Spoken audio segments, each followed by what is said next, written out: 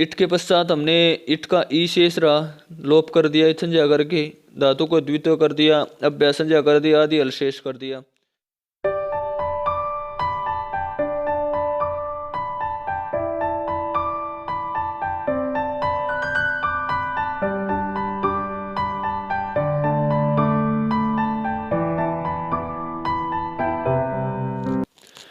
ओम नमस्ते जी। पिछली वीडियो में हमने सिद्ध धातु के लट लकार के रूपों की सिद्धियों को सिद्ध किया था। आज हम आपके सामने लिट लकार के रूपों की सिद्धियों को सिद्ध करेंगे, जिसके रूप आपके सामने तालिका के माध्यम से यहाँ पर प्रस्तुत हैं। आप एक बार देख लें। सिसेध, सिसिधतु, सिसिधु, सिसेधिथ, सिसिधथु, सिसिध, सिसेध, सिसिधीव, सिसिधीम।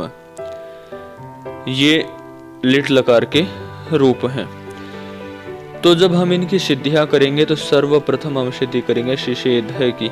किसकी? शिषेध की। तो जब हमारी सिद्ध धातु है तो हमारे पास सिद्ध धातु आ गई, वादेव धातु से धातु संज्ञा आ गई ना। इतना जब हम कर लेते हैं तो इसके बाद जब हम आगे बढ़ते हैं तो सिद्ध में ध पूर्ण है, ध में आकार है, तो उस आकार की इच संज्ञा करेंगे। जब इच संज्ञा किस सूत्र से करेंगे? उपदेश अज अनुनासिक इत से आकार की इच संज्ञा कर देंगे और तस्य लोप से लोप कर देंगे। तो सिद्ध इस प्रकार शेष रह जाएगा, धकार हलंत हो जाएगा। फिर एक सूत्र आता है धात्वादेश स। सूत्र कहता है कि मूर्धन्य शकार के स्थान पर दंत्य शकार आदेश हो जाए तो सिद्ध हमारा रूप बन जाएगा। ठीक है। फिर उसके बाद लस्य अधिकार सूत्र है लकार के लिए। ल कर्मणि च भावे च कर्म के भय कर्तार्थ में लकार का विधान। अब लकार है, लिट लकार आ रहा है, तो लिट लकार का विधायक सूत्र कौन सा है? परोक्ष लिट। क्या है? परोक्ष लिट सूत्र से लिट लकार आ जाएगा। सिद्ध लिट आ गया। लिट का हमारे पास शेष क्या रहेगा? ल।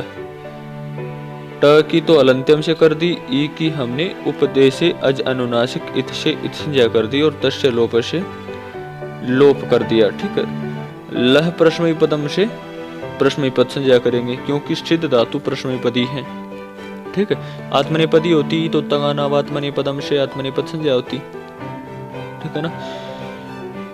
तो इतना कार्य करने के पश्चात तिपादी प्रत्यय लेके आएंगे। किस सूत्र से? तिप्त झी शिप्तस्थ मिप वशमस्त अतम था साध्वम इड वही महिंग सूत्र से सर्वप्रथम आ जाएगा तिप प्रत्यय प्रश्नपदी में। तो सिद्ध तिप लिट से यहाँ पर अर्धातुक संज्ञा हो जाएगी। अर्धातुक संज्ञा होने के बाद प्रश्नई पदानाम अणल तुषु स्थल थुस अणल वमा सूत्र से अणल आदेश हो जाएगा।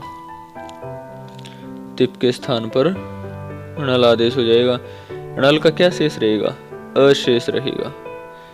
अशेष कैसे रहेगा? अशेष जैसे ल की तो हलंत्यम से संज्ञा कर दी और अण की चोटू से।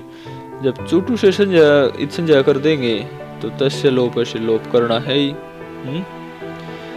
तो हमारे पास सिद्ध अशेष रह गया। एक सूत्र हमने पढ़ा था लिटि धातु रण अभ्यास से, धातु को द्वित्व कर देगा। धातु क्या हमारी? सिद्ध को द्वित्व करेगा तो क्या होगा? सिद्ध सिद्ध अ। पूर्व अभ्यास से अभ्यास संज्ञा हो जाएगी और हलादि शेष से आदि हल शेष, जिसकी हमने अभ्यास संज्ञा की है उसका सी शेष रह जाएगा। ध का हम लोप कर देंगे। हर्षव से हर्षव, सी हर्षव है ही, दीर्घ होती तो हर्षव हो जाती। फिर पुगंत लघु पदस्य च से उपधातु गुण धातु की उपधातु सी तो अलग हो चुका। सिद्ध धातु है, इसके सिद्ध के सी को से हो जाएगा। अब जब उपधा को गुण हो जाएगा तो एक सूत्र आता है आदेश प्रत्यय हो। सूत्र से दंत्य सकार के स्थान पर मूर्धन्य सकार आदेश हो जाएगा। जब दंत्य सकार के स्थान पर मूर्धन्य आदेश हो जाएगा तो हमारा रूप बन जाएगा शिषेध। बन गया ना, कोई कठिन नहीं है। तो आइए इसी कड़ी में जब हम आगे बढ़ते हैं तो हमारा अगला रूप आता है शिशि धातु। क्या आता है? शिशि धातु, जो हमारे सामने है। तो प्रारंभ के कार्य जो हमने बताए थे आपको, प्रतिपादी प्रत्ययों तक सबके समान चलेंगे। ठीक है, बिल्कुल भी कोई भी परिवर्तन नहीं होगा। एक एक चीज मैं यदि बताऊंगा तो काफी लंबी वीडियो हो जाएगी। ठीक है, तिपादी प्रत्ययों में तिप के स्थान पर यहाँ पर तस आदेश हो जाएगा। लिट जैसे यहाँ पर आर्धातुक संज्ञा कर देंगे। एक ध्यान देने योग्य बात यह है कि यदि आपको सिद्धि समझ में नहीं आ रही, आप किसी रूप की सिद्धि समझना चाहते हैं या किसी और विषय के बारे में जानना चाहते हैं, या आप हमारे साथ मिलकर वीडियोस बनाना चाहते हैं, या हमारी ऑनलाइन कक्षा में ज्वाइन होना चाहते हैं, तो ये हमारा नंबर है और डिस्क्रिप्शन में भी हमने अपना नंबर डाल रखा है। तो आप हमसे संपर्क कर सकते हैं। मैसेज भेजें अपना परिचय लिखकर और कमेंट भी जरूर करें।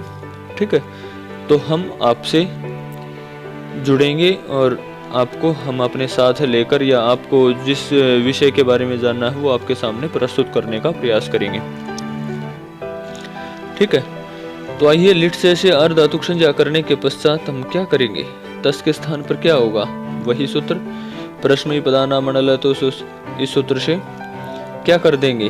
अणल, पिछली बार तिप के स्थान पर अणल किया था, यहाँ पर तस के स्थान पर अतुष हो जाएगा। सिद्ध अतुष धातु को द्वित्व कर दिया। व्यास हलादिशेष हरस्व, ये सारे करने के पश्चात एक सूत्र आता है असंयोगात लिट कित सूत्र से किद्वद भाव हो जाएगा। किद्वद भाव होने के कारण उपदा को गुण नहीं होगा, और गुण नहीं होगा तो किंगति चय से निषेध हो जाएगा प्राप्त गुण का। आदेश प्रत्यय से दंत्यस्कार के स्थान पर मूर्धन्य सकार और ऋत्व विसर्ग कर देंगे। बाकी तो हम कोई ज्यादा कठिन नहीं है, एक बार आप करके देखिए, बिल्कुल ही सरल है, आसानी से समझ में आ जाएगी। ठीक है, तो इसी कड़ी में जब हम आगे बढ़ते हैं, ये देख लें आप शिशि धातु की ऋत्व विसर्ग कैसे करेंगे। पिछली वीडियोज में भी हमने अच्छे से समझा रखा है। फिर इसके बाद आ जाता है शिशिधु। क्या था है? शिशिधु। शिशिधु भी इसी प्रकार है, प्रारंभ के कार्य समान चलेंगे। तिपादी प्रत्ययों में झी प्रत्यय आ जाएगा। अर्धातुक संज्ञा करने के पश्चात परस्मै पदानां अणल। तो इस सूत्र से, ये पूरा मैं सूत्र बोल नहीं रहा हूँ, इस सूत्र से उस आदेश हो जाएगा झी के स्थान पर। अब झी के स्थान पर उस हो जाएगा तो बाकी शेष कार्य तो वही है, कोई परिवर्तन नहीं है। देखिए ये सभी कार्य वही हैं, उस चलता रहेगा और बाकी कार्य वही हैं। फिर अंत में ऊ तो सिद्धू में मिल जाएगा और ऋत्व विसर्ग हो जाएगा। स को ऋत्व हो जाएगा और विसर्ग हो जाएगा। किसको? उसके सकार को, और विराम अवसानम आदि से विसर्ग आदेश तो हमारे पास शिशिधु रूप बन जाएगा। इसी प्रकार शिशेधितः है, कोई ज्यादा कठिन नहीं है, प्रारंभ के कार्य सबके समान चलेंगे। जब आगे बढ़ेंगे तो तिपादी प्रत्ययों में सिप प्रत्यय आ जाएगा। कौन सा? सिप प्रत्यय। और जब सिप प्रत्यय आ जाएगा तो सिप के स्थान पर थल हो जाएगा। जब थल हो जाएगा तो इसमें कुछ एकाध सूत्र नए लगे हैं। थल के पश्चात हम अर्धातु कषेड़ वलादे से इट का आगम भी करेंगे। ठीक है, और इट का और थल का केवल ई और थ शेष रहेगा। हम हलंत्यम से इत संज्ञा करके तस्य लोप से लोप कर देंगे लय की और टय की। फिर धातु को द्वित्व करेंगे। अभ्यास हलादि शेष हर्स्व आदि ये सारे कार्य करेंगे। ठीक है, फिर उसके पश्चात उपदा को गुण करेंगे। सी से ध ई थ, ये हमारे पास शेष रह जाएगा। जब हम इसको मिलाएंगे तो सी से धी थ और आदेश प्रत्ययो सूत्र से दंत्यस्कार के स्थान पर मूर्धन्य सकार हो जाएगा। तो सी से धी थ हमारा रूप बन जाएगा। ठीक है, इसी प्रकार शिशि धातु है। इसी प्रकार शिशि धातु है, शिशि धातु भी इसी प्रकार है। आइए इसको भी देख लेते हैं। प्रारंभ के कार्य तो समान चल ही रहे हैं सबके। तिपादी प्रत्ययों में यहाँ पर थस आ गया, थस के स्थान पर परस्मै पदानाम इस सूत्र से अथुष अथुष आ गया, तो अथुष चलता रहेगा और बाकी कार्य जो पूर्व सिद्धियों में हुए थे यहाँ पर असंयोगात लिट कित सूत्र से किद्वत भाव होने के कारण गुण की प्राप्ति को किंगति च से निषेध कर देंगे और बाकी कार्य पूर्व सिद्धि के समान ही चलेंगे। ऋतु विसर्ग कर देंगे हम, कोई ज्यादा कठिन नहीं है, बिल्कुल सरल है। इसी प्रकार जब हम आगे बढ़ते हैं तो हमारा शिशिध है, शिशिध भी इसी प्रकार है। जो प्रारंभ के कार्य हैं वो बिल्कुल समान चलेंगे।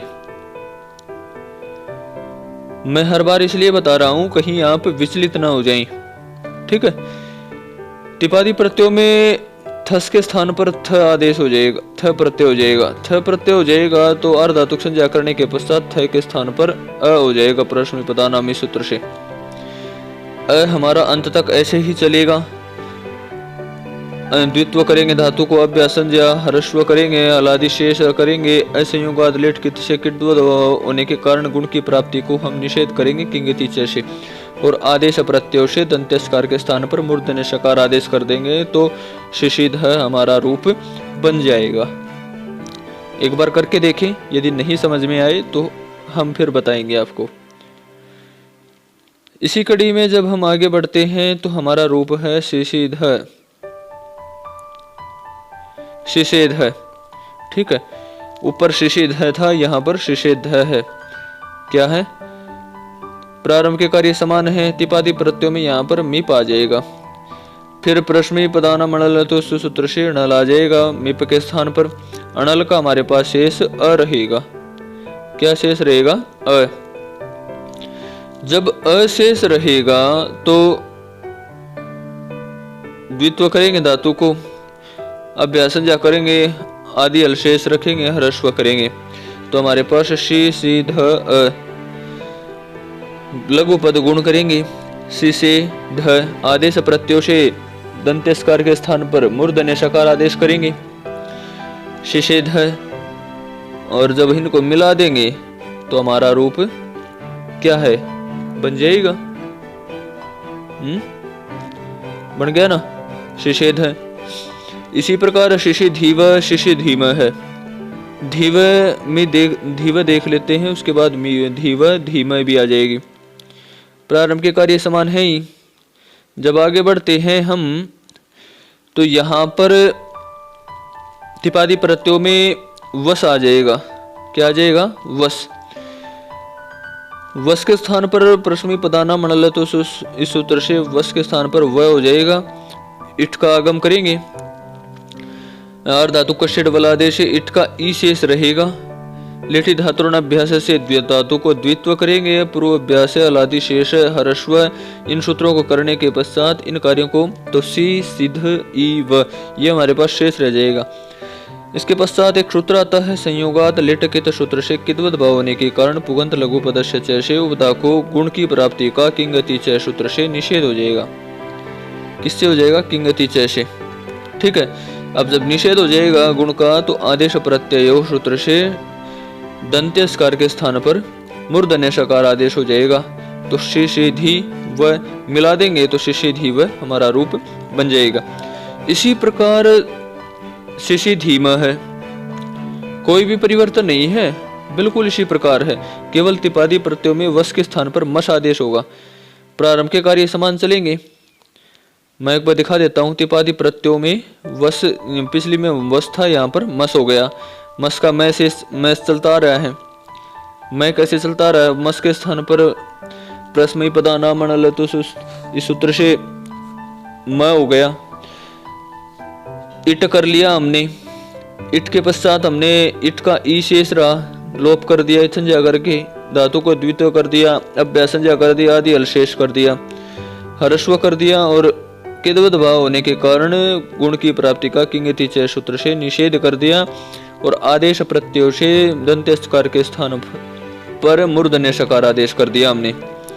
जब इतना कार्य कर देंगे और इसको मिलाएंगे तो हमारा से सीध म से धीम और से धीम रूप बन जाएगा ना। तो आज के लिए इतना ही। आशा करता हूँ हमारा ये प्रयास आप सभी के लिए अत्यंत लाभकारी सिद्ध हुआ होगा और इसी प्रकार की नई नई वीडियोज प्राप्त करने के लिए आप हमारे साथ बने रहें। धन्यवाद। फिर मिलेंगे अगली वीडियो में।